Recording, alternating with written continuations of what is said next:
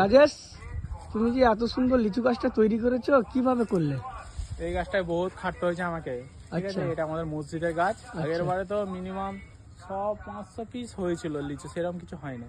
এবারে প্রচুর ট্রিটমেন্ট হয়েছে, ঠিক আছে। কিন্তু গাছ তো আগের থেকে দেখছি বিরাট সুন্দর গাছ হয়েছে। ঝাঁকড়া হয়েছে, তো আরো ঝাঁকড়া হবে। এতে গোবর সার আরো অনেক কিছু সার দেওয়া হয়েছে, ঠিক আছে।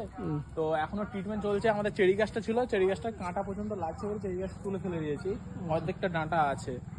বাকি লিচু গাছটায় এইবারে যা লিচু ধরবে না, পুরো ঝেঁকে যাবে, ঠিক আছে।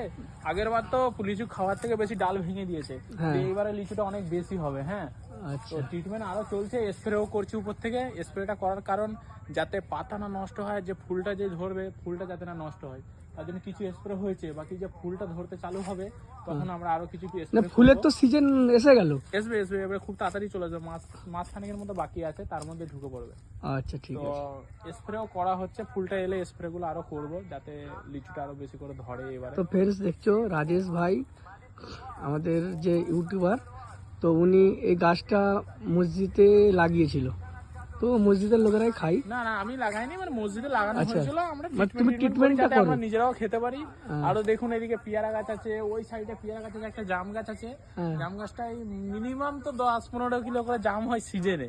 আর আমরা এইবারে তো আরো বেশি জাম খেয়েছি। জামের সাইজে বড় বড় জাম সাইজে হয়। ঠিক আছে।